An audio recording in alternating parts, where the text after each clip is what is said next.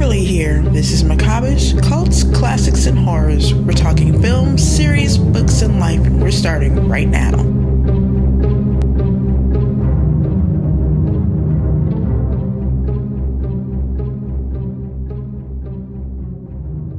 I'm kidding. I don't know. That sounds like a really actually inviting threat. There you go.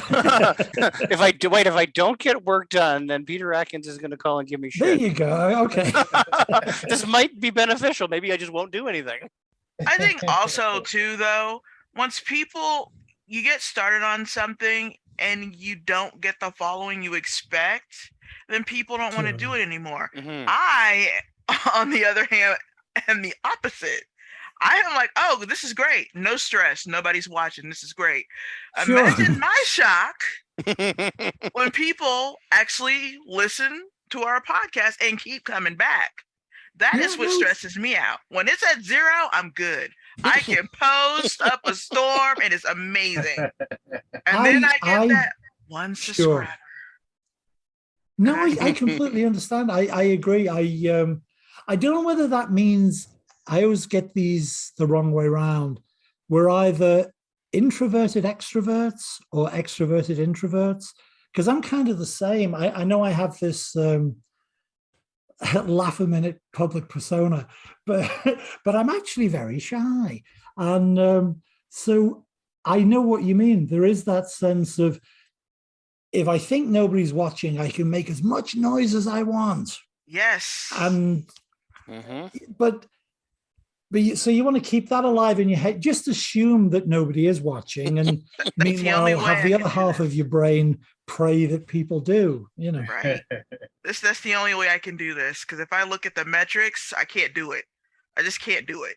I'll tell Chris sometimes when we're starting, it's like, I just need to talk for about an hour to work into this because I can't do it. Sure. Well, yeah, it we have a probably lot helps. of lead time. It probably helps the authenticity too, right? Like when you think that nobody's listening, you can talk about whatever you are actually opinionated on. And that's what gets people to listen. Right. But then when people are listening, you feel like you have to perform now. So it might change your opinion a bit, right? Right. See, but that's the thing. It doesn't change my opinion. I just don't want to hear about it. Like, I get it. You hate this movie I love. That's fine. Keep it to yourself. But they won't, because it's the internet. They just can't help it. Honey, turn comments off. Come on. They will find. People have emailed me. Yeah, tell me about it. I saw your post on Instagram and I don't appreciate, and it's ridiculous. Sure. So I do it anyway. It's just, I have creepily stalked you to tell you how much I hate you. Right. Yeah, it's very odd. They I just know. need us to know. People say that, all attention's good. No such thing as bad publicity. Well, I beg to differ. Not all attention is good. But very true. When I used to live in England, I would go to Paris because it's, the greatest city in the world. And I had just enough French because, it's an act of politeness. Don't go and speak English in Paris if you can help it. Right. So I would go and I would deliver my opening conversational gambit in, I'm sure, terrible French, but French. And that would be great. There it was. Then the problem is, as a reward for me speaking in French, the person would then reply to me in rapid fire Parisian French. And I wouldn't understand a fucking word they said. So it would be like, oh, now you've ruined it. Now I've got to admit that my French, and I had my little sentence ready, which is, je regrette ma français, c'est terrible. Which is, I am so sorry, my French is terrible. Could we speak English? I understood that. It's like I understand French perfectly as long as a French person is not speaking it. Yeah, right. Try having a person in Quebec speak it to you. Because they fast. Fast. I'm so sorry if you can hear my parrot, who is also laughing at this. At least she has a good sense of humor. It's true. Did you say parrot? Yes, I have a parrot, and she thinks when I'm talking, we're talking. If I'm laughing, then we're laughing. That's exactly how parrots should think. That's right. There you go. But she's on the other side of the house, but she will She emote. knows. She knows. What is the parrot's name? Oi.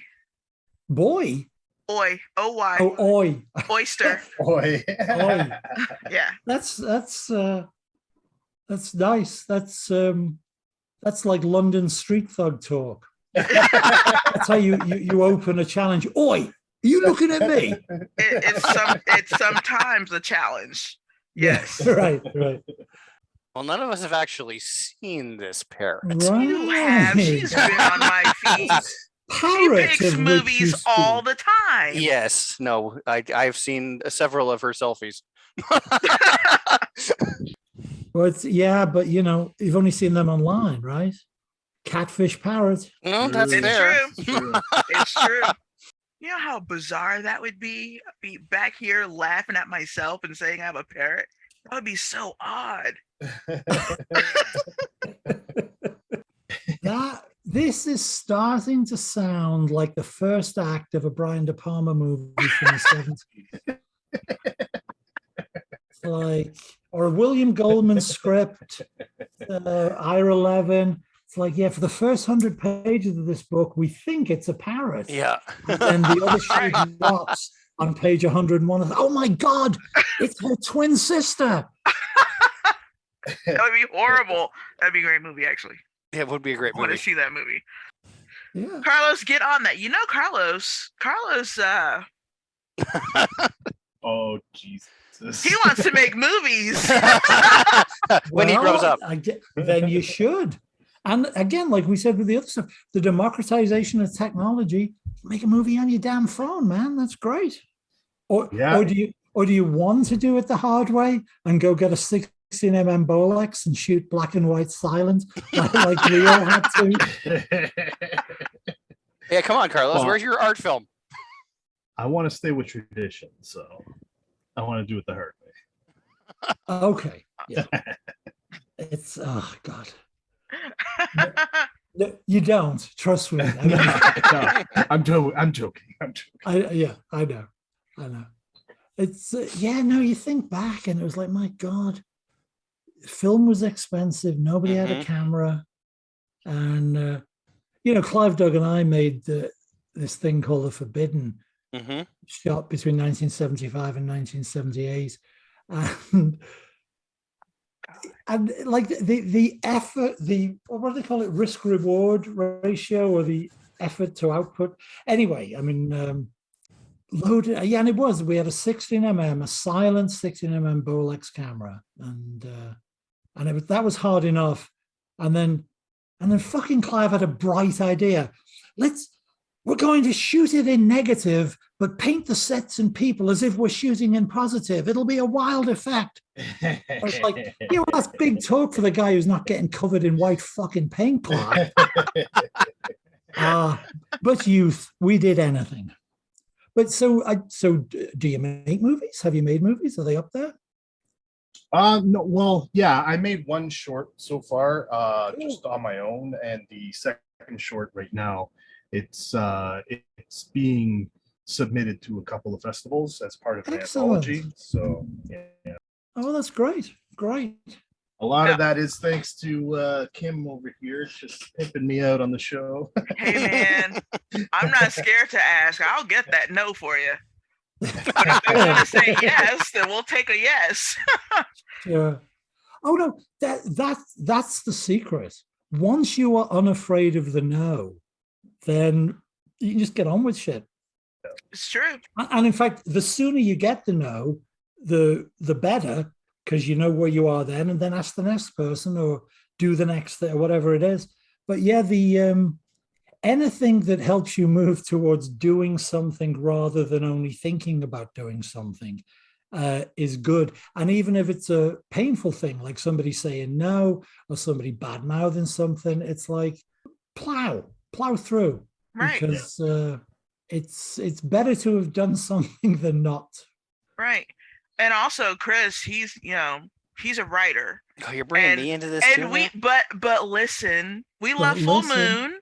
and they love Full Moon, and if we just are of the opinion Full Moon could benefit from possibly Chris and Carlos' unique experience as obsessive film fans. Sure. And so you guys are a studio. You've got all the talents between you. Kimberly, you could score it, right? I could. There you go. So you got all the bases covered. Right. So I just drag people in off the street, and then and they're all embarrassed waiting for me to say something. So, and I do.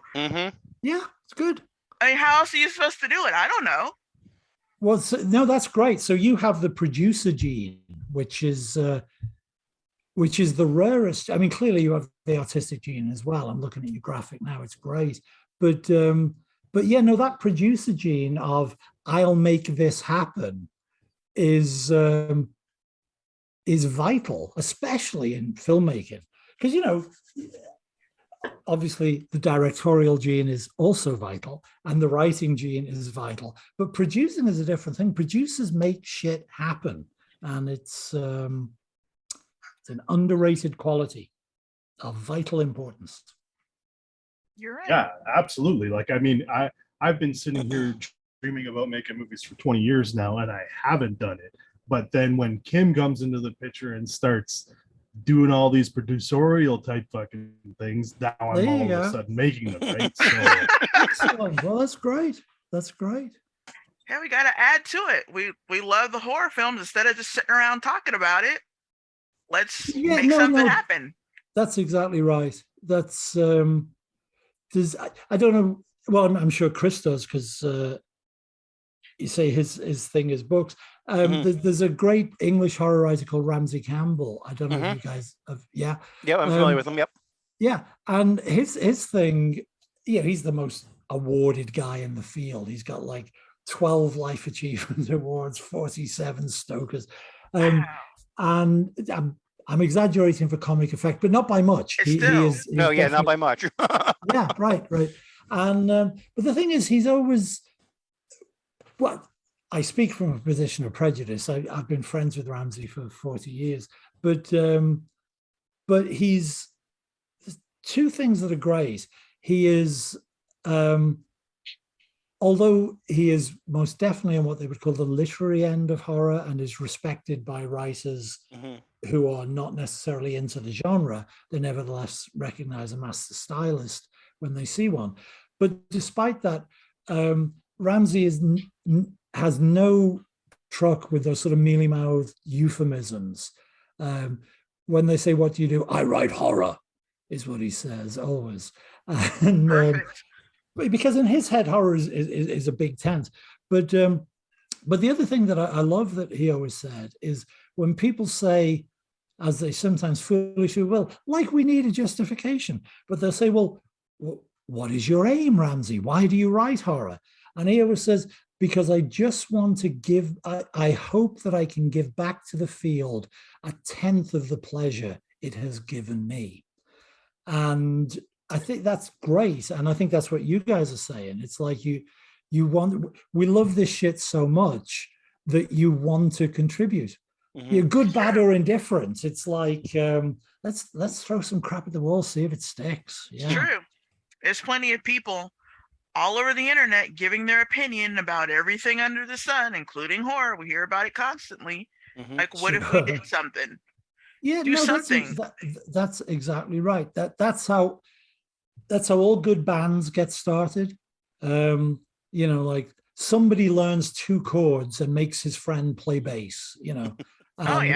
Suddenly you're the Beatles. It's true. Yeah, no, it is true. It's exactly like you're saying, Peter. It's like I crave certain types of movies that maybe used to be made or was only made of like a few times, and when I don't see that being made, especially in the horror genre, I'm responsible to make that fucking shit for other people as well, right? So there you go. Yeah. Good.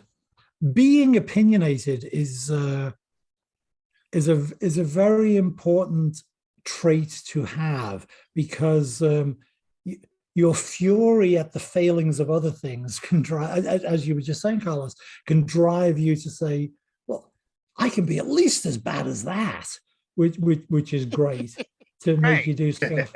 But my sort of rule of thumb, now that people are kind enough to have me on podcasts and radio shows and stuff and talk, is because I know that nobody means to make a bad movie, and nobody means to write a terrible book, and nobody means to write a terrible song.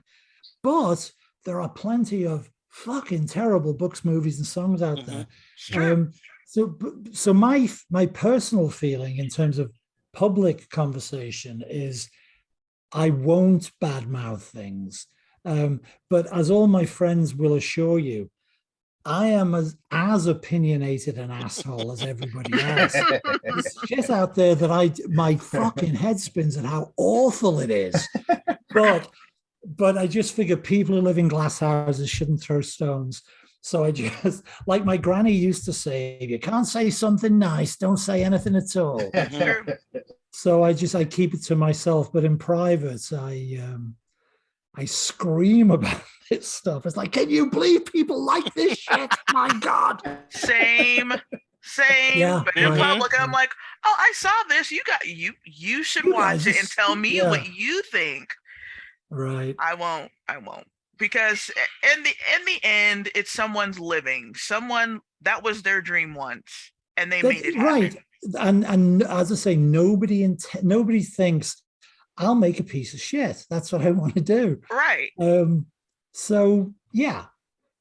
And also, I mean, especially now that all of us live openly to everybody on social media, that it's like, even more so than in the old days, people should realize that, like, the guy or woman you're bad-mouthing, they could read this thing, you know. Yeah. And it's an actual person. Yeah. And you might be right, their movie might be terrible, but don't hurt their feeling. And I'm not suggesting people shouldn't review. Right. I mean, I think legitimate, careful reviewing, even if the conclusion to which one comes in the review is, this is an irredeemable piece of shit. Right. You should be free to argue that case. I'm not suggesting people shouldn't do that, but the casual meanness on social media is like, you just want to remind people that it's like, dude, they might Google themselves. Just, think how you'd feel. So Right. I try to be aware of that. Well, like, it's one thing to say, oh, the pacing in this movie is bad, or the effects are cheesy, but it's a whole other thing to say the makers of this should be lynched. Burned in hell. Yeah, right. Right. So, Exactly. yeah. And none of us want that kind of review of our work. None of us. Right. Even though that's how we all talk in private, of course. Right. It's like, I remember getting mad at, I won't name them. There's a well-known publisher of crime fiction, and they use their Twitter feed to post terrible sentences from manuscripts they get as submissions. And it's fucking horrible, because you can bet that the poor bastard who's written that terrible sentence, of course they follow you. So they're going to read that feed and they're going to see their awful sentence being openly mocked by these people. And I think that's just awful. Having said that, again, in private, nobody enjoys being mean about terrible sentences more than I do. But not in public and not where their feelings can be hurt. It's right. terrible. Exactly. I'd love mocking horrible writing. Right. But it's the same thing. Like, I'm not going to do exactly. It's how every sort of writers' roundtable amuses itself. Like, wait, here, I got this one. Yeah, yeah, of course. Yeah, did you read this one from this book? Oh my God, it's so bad. This whole sentence is backwards. Right. Yeah. So yes, it's always good sport, but not until somebody loses an eye. It's Yeah. same old rule. And all three of you, congratulations on the work you've already done, the work you're going to do, and make music, make pictures, make movies, make stories. Thank you. Keep doing it. Great. We will. Thank Thank you. you. Thank you so much. What an honor. What a pleasure. Well, no, it really was a pleasure. Thanks a lot, guys. Have a great day and stay in touch. We will. Thank you. You too. Okay. This is the #1 place for macabre cults, classics, and horrors. For synopsis, reviews, and news, go to macabre.com. Thank you for listening. Signing out until the next one.